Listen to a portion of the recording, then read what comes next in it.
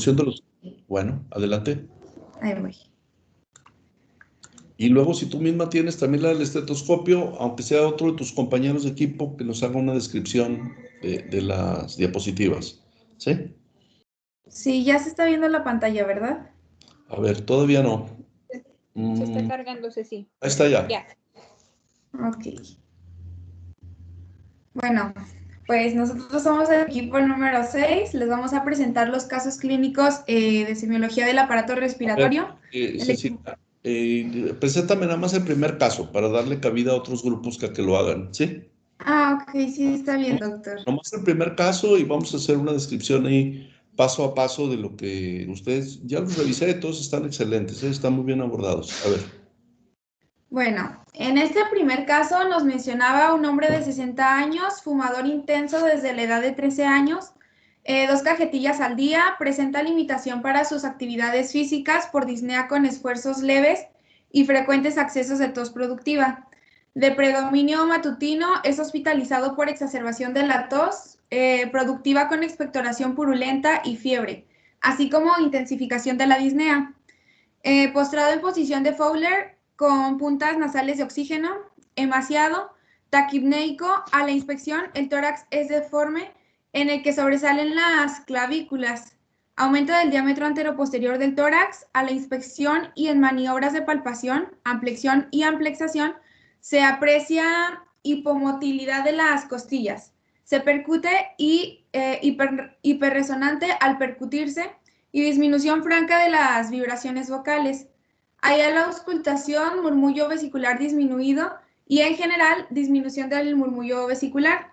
Solo en áreas subescapulares hay estertores gruesos, tanto inspiratorios como expiratorios bilaterales, que son inconstantes, pues desaparecen al auscultar después de inducirle a toser.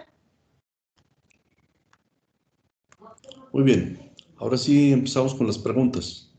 Sí, bueno, la primera pregunta decía, bueno, más bien nos pedía que listáramos los antecedentes, síntomas y signos positivos más relevantes del paciente. En cuanto a, bueno, sí cabe mencionar por parte de epidemiología que era un hombre de edad adulta de 60 años. En cuanto a sus antecedentes, pues un fumador intenso desde los 13 años, con un consumo de 2 cajetillas diarias de cigarros, lo cual pues es una cantidad bastante alta. Presenta disnea con esfuerzos leves, frecuentes accesos de tos productiva. Si recordamos, bueno, los fumadores tenían un predominio de estos accesos de tos en horas matutinas, hospitalizado por exacerbación de tos productiva, expectoración purulenta y fiebre, y emaciado o caquéctico, como podemos ver en la imagen. Entre otros síntomas estaba taquipneico, el tórax deforme por, bueno, nos decía que había un aumento del diámetro anteroposterior del tórax, lo cual corresponde al tórax en tonel, que habíamos visto muy característico de POC. Hipomotilidad de las costillas, el tórax hiperresonante, la disminución de las vibraciones vocales, el murmullo vesicular disminuido y estertores subescapulares inconstantes. En la segunda pregunta nos pedía que mencionáramos el síndrome físico pleuropulmonar integrado y pues correspondía al síndrome de rarefacción que se caracterizaba precisamente por la hipomotilidad de costillas, la disminución de vibraciones vocales y también la disminución del murmullo vesicular. En el diagnóstico clínico, pues determinamos que es EPOC, lo que tiene una enfermedad pulmonar obstructiva crónica. Recordemos que estaba conformado tanto por enfisema pulmonar y por bronquitis, pero pues aquí pusimos que específicamente el paciente tiene enfisema pulmonar. Y en cuanto a los estudios complementarios que se proponen para fundamentar el diagnóstico clínico, la espirometría, digamos que como pues sí es el gold estándar de los estudios en enfermedades pulmonares, específicamente poco enfisema pulmonar, una gasometría de sangre arterial y la determinación de alfa-1 antitripsina. Muy bien. A ver, vamos a hacer un análisis crítico y al decir crítico no es para denostar todo lo que tú acabas de exponer, que es excelente la conclusión, me imagino, como equipo, ¿verdad? ¿Sí? Sí, doctor. Bueno, a ver, dice que empezó a fumar a los 13 años y que se fuma 2 cajetillas diarias. ¿Cuántos años tiene actualmente, de acuerdo al caso? 60. Bien, entonces, ¿por qué no calcularon el hábito tabáquico? El índice. Sí hubiera sido interesante. ¿Cuál es? El abuso del tabaco te conduce a esta enfermedad, ¿no? Al Sí. enfisema. Pero ¿qué otras enfermedades pueden sobrevenir por abuso del tabaco? Cáncer pulmonar. El cáncer pulmonar, ¿sí? Entonces, si bien es cierto, brincándonos a la pregunta 4, lo que señalas como gold estándar, que al final de cuentas viene siendo la prueba confirmatoria, además de que clínicamente era un paciente con datos sumamente, digamos, característicos para el diagnóstico del enfisema. El paciente enfisematoso se emacia o pierde masa muscular porque hace un trabajo muscular constante de desgaste físico y calórico debido a la dificultad respiratoria que implica el tener alvéolos grandes pero inútiles. Entonces el paciente pierde peso y se adelgaza. Y hay variantes que le llaman el soplador rosado, ¿no? Que es el paciente que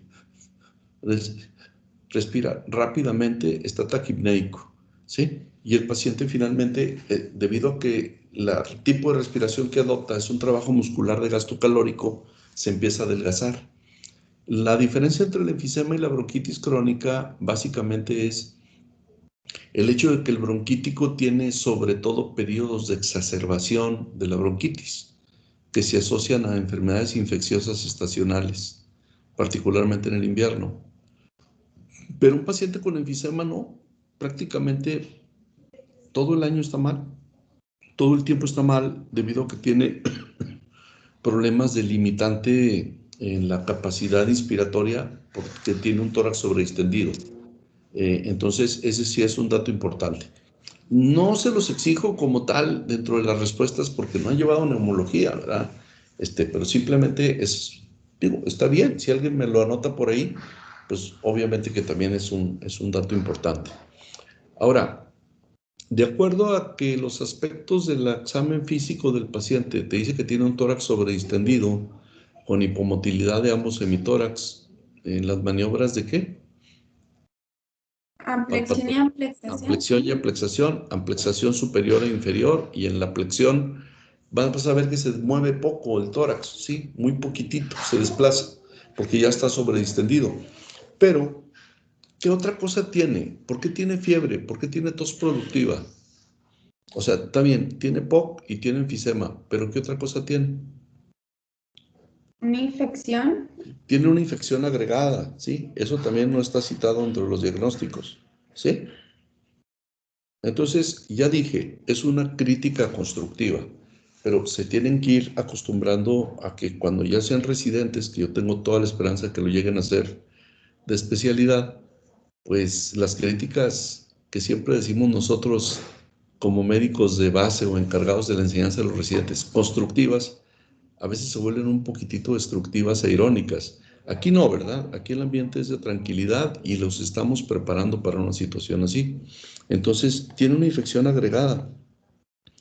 Y debido a que él tiene todo el año síntomas de deterioro funcional respiratorio, el hecho de que se agregue fiebre y tos productiva y deterioro del estado físico general, pues obviamente que es una EPOC exacerbado, así se le denomina, ¿sí? Cuando el paciente tiene periodos de agudización del fracaso respiratorio. Bueno, lo último, ¿qué esperarías encontrar en una espirometría, la que denominaste así muy bien como gold estándar?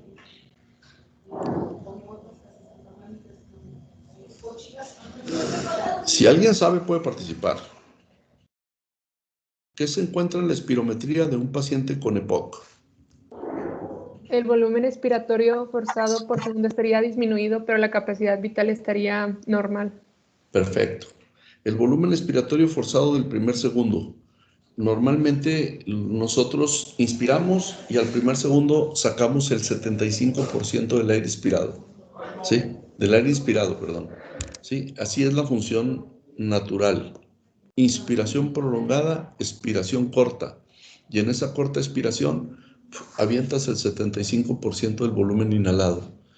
Eso es lo normal. En el paciente con EPOC, el volumen expiratorio forzado del primer segundo se ve reducido en capacidades y volúmenes, ¿sí? Y se ve prolongado en tiempo. Entonces, la modificación de la curva de una espirometría, consúltenla. Lógico, todo eso les va a llegar en el momento que lleven, por ejemplo, neumología. ¿Sí? ¿Qué esperarías encontrar en una gasometría, Cecilia?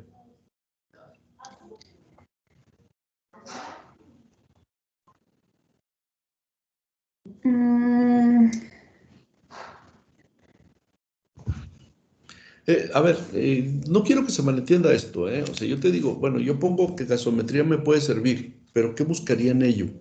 ¿Sí? Si es un paciente que tiene limitante para la captación de oxígeno debido a la hiperinsuflación pulmonar, pues los parámetros gasométricos del volumen parcial de oxígeno en la gasometría deben estar disminuidos, ¿sí? Sí. Entonces, es un paciente que se vuelve hipoxémico, ¿sí? Entonces, la proporción normal en una gasometría de la concentración de oxígeno, ¿sí? Es arriba del 70%. Y en los pacientes que tienen enfisema, pues disminuye notoriamente, ¿sí? ¿Y para qué sirve la prueba de la determinación de alfa-1 antitripsina? Bueno, si mal no recuerdo, esto era para determinar que el problema era, bueno, más bien que no era hereditario o genético. Pues está bien, vi que lo pusieron con un asterisco, pero hay que recordar que es una persona pues ya de edad mayor, ¿verdad? Lógicamente que ese tipo de alteraciones enzimáticas son útiles en los primeros años de la vida y sirven sobre todo para una enfermedad que se denomina fibrosis quística, ¿sí? Sí, doctor. Sí es importante. Bueno, muy bien. Está muy bien abordado, ¿eh? Nada más que mi papel justamente es señalarles lo que yo siento que deberían haber agregado. Entonces, en conclusión, para este caso, sí era importante, bueno, en todos los que revisé no está puesto el índice tabáquico, ¿eh?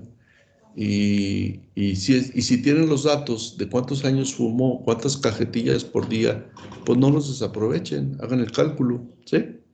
Esa es una.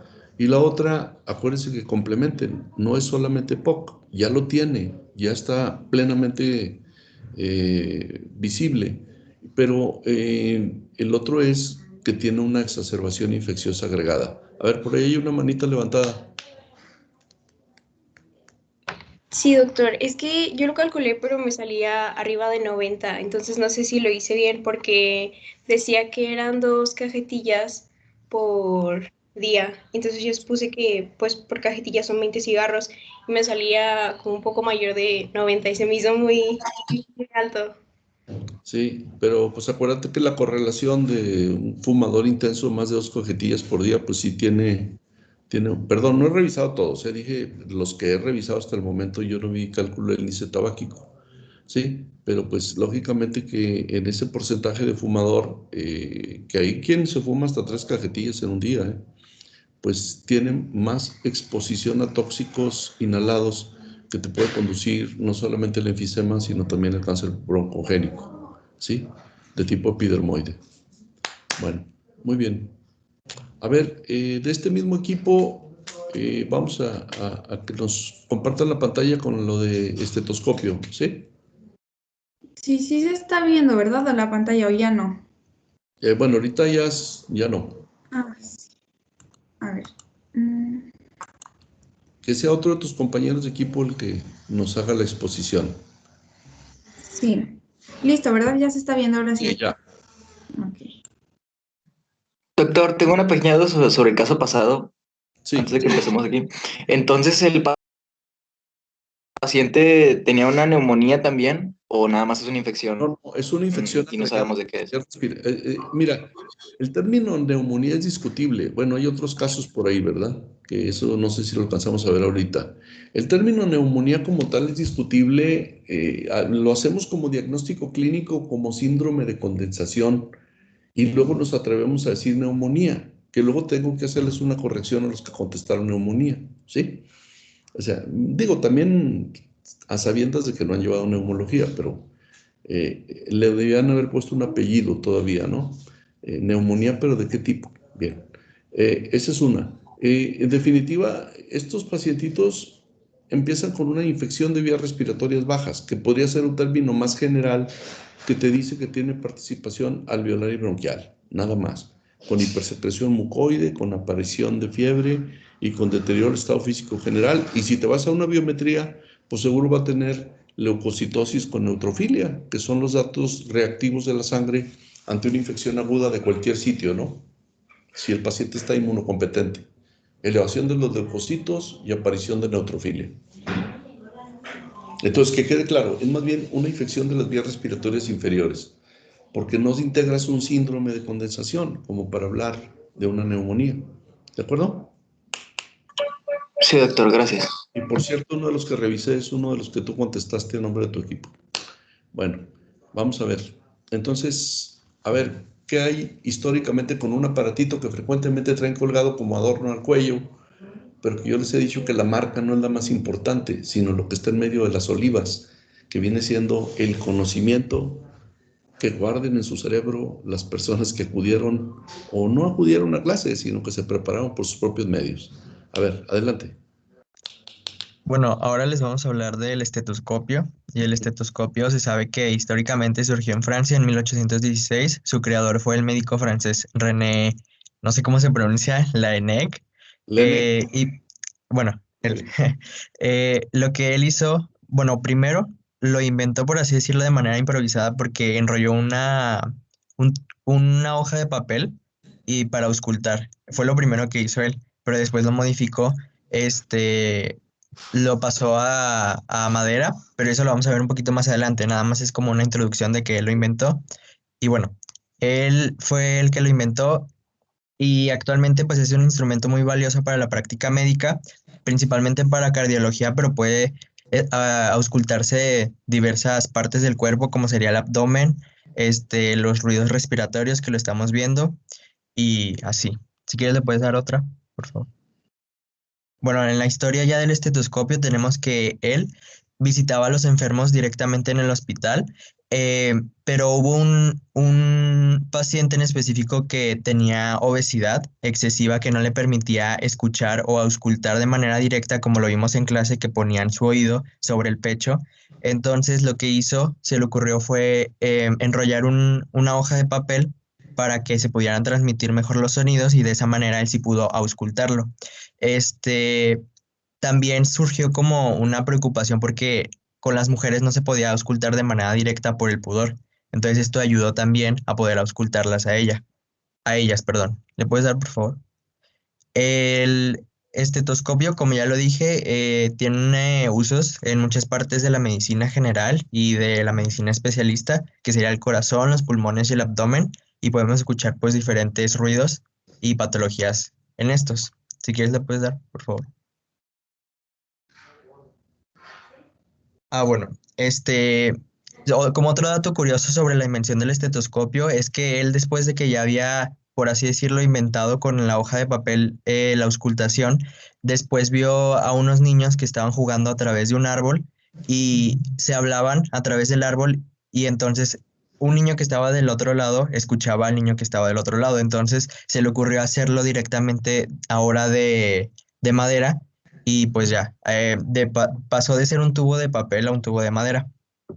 Dentro de las partes del estetoscopio lo quisimos agregar y pues solamente tenemos que es lo de a mero adelante, que es la cápsula de la campana y la cápsula del diafragma. La cápsula de la campana es la que se encuentra es la parte que está circular y alrededor tiene generalmente un anillo de plástico y sobre ella es la que se encuentra la cápsula del diafragma. Estas dos se encargan de amplificar los ruidos corporales a diferentes frecuencias que según leí va desde 125 Hz hasta 3000 Hz. Y pues esta es como la parte inicial donde nosotros tenemos. Y puede ser sencillo o múltiple, que puede tener una cápsula de diafragma o múltiple, que puede tener más o dos cápsulas de diafragma, según lo que le di. ¿Le puedes dar, por favor?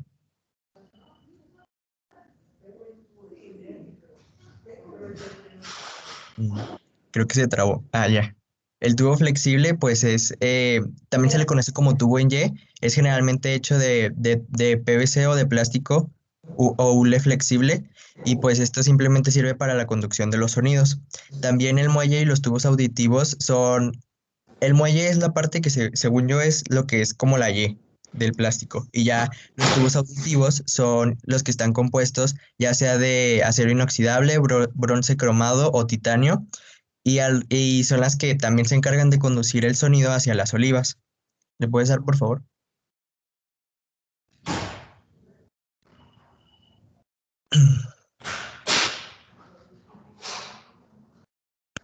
Ya tenemos las olivas, que pues simplemente pueden estar hechas de un material suave o rígido y sirven para que estén más cómodas, pues el médico, la persona que va a usar el estetoscopio, tiene un sello más hermético y se encargan también de mejorar la transmisión acústica del material rígido. Y son esas que se encuentran, pues son como los audifonitos, por así decirlo. ¿Le puedes dar, por favor?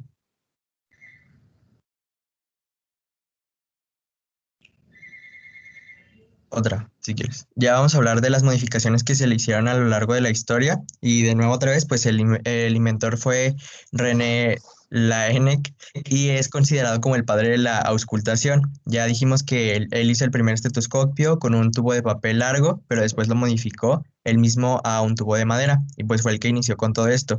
Tuvo múltiples opositores y muchos que lo apoyaron debido a que era una práctica nueva, y uno de los que los apoyó fue Austin Flint. Fue defensor del estetoscopio y también le hizo diversas modificaciones.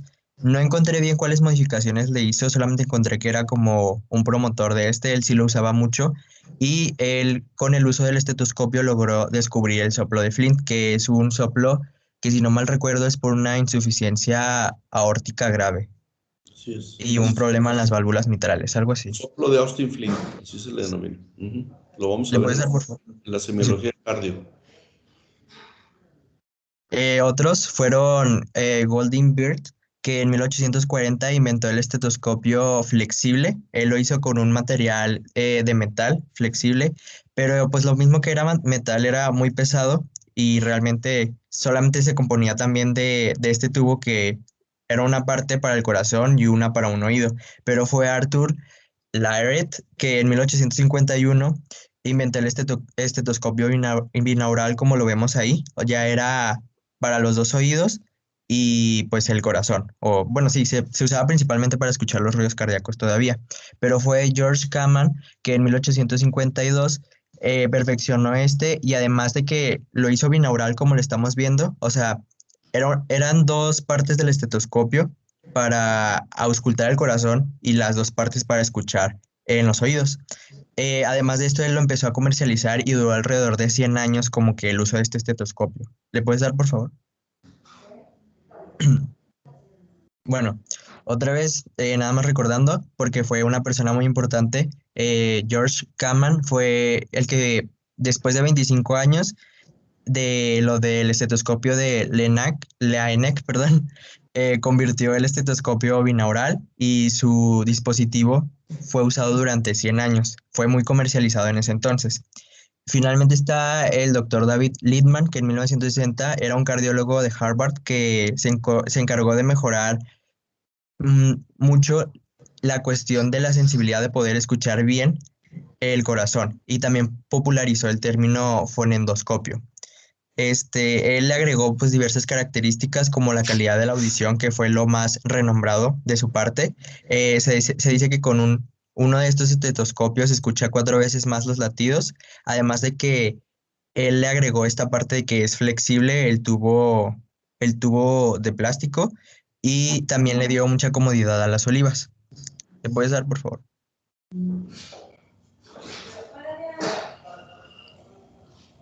Bueno, existen otros tipos de estetoscopio, que es el estetoscopio Pinart. Es el que se utiliza, antes se utilizaba como una campana de madera, pero ya también se puede utilizar como de metal, y es el utilizado para escuchar los ruidos dentro del útero del feto. Realmente ya no se usa mucho, se usa más como en comunidades rurales, según tengo entendido. Ya se usa más pues el ultrasonido. Luego tenemos el estetoscopio electrónico, que son aquellos que nos permiten auscultar a distancia. Este se ha hecho un poco popular en cuestión de la pandemia porque lo podemos conectar por vía Bluetooth a lo que sería el estetoscopio y no tenemos que estar directamente sobre él. Entonces, esto pues también nos permite intercambiar las campanas y pues, o sea, tiene pues sus fallas porque realmente no es como el estar escuchando directamente, pero tiene la ventaja de no tener que estar cerca del paciente como en estos casos. Y el estetoscopio Doppler, que se utiliza un Doppler continuo de 2 MHz y sirve para auscultar los latidos fetales, los movimientos valvulares y poder así encontrar diversas patologías en el corazón y los flujos sanguíneos en el corazón adulto. Y ya sería todo de nuestra parte.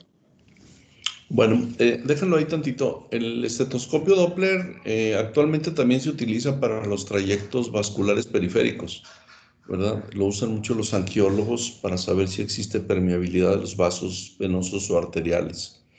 Y lógicamente que pues si te fijas, ya hay más usos que los que originalmente se le daban al estetoscopio, que era para la audición de fenómenos ventilatorios pulmonares o de fenómenos acústicos del corazón, ¿sí? Entonces pues ya también se utiliza en los medios electrónicos a nivel de vasos periféricos. Hay otros estetoscopios que también están dotados de una pantalla encima de lo que viene siendo el diafragma, en la cual se puede visualizar el registro electrocardiográfico, porque tiene como tres terminales en el diafragma y se está viendo ahí el ritmo cardíaco del paciente. Son finezas, ¿verdad? Como que para gente muy especializada. Y otros más que tienen amplificación del sonido, que se colocan sobre el pecho del paciente, que tienen olivas, pero que tienen posibilidad de incremento de la intensidad del ruido percibido. Pues ya también igual, esos son estetoscopios muy finos y cuando uno ya empieza a tener cierto deterioro auditivo, lo cual regularmente, perdonen el ruido ambiental, pero andan aquí arreglando la oficina del doctor Posada. ¿Sí se escucha? Sí, doctor Juan, no se preocupe. No se preocupe. El ruido, a veces ya se deja de percibir. ¿Se acuerdan cuando hablamos de ojos que dijimos que empezaba a tener deterioro funcional para la visión cercana en un fenómeno que se denomina presbicie? Y en el caso de los adultos, después de los 60 años, empieza a aparecer un problema que se llama presbiacusia.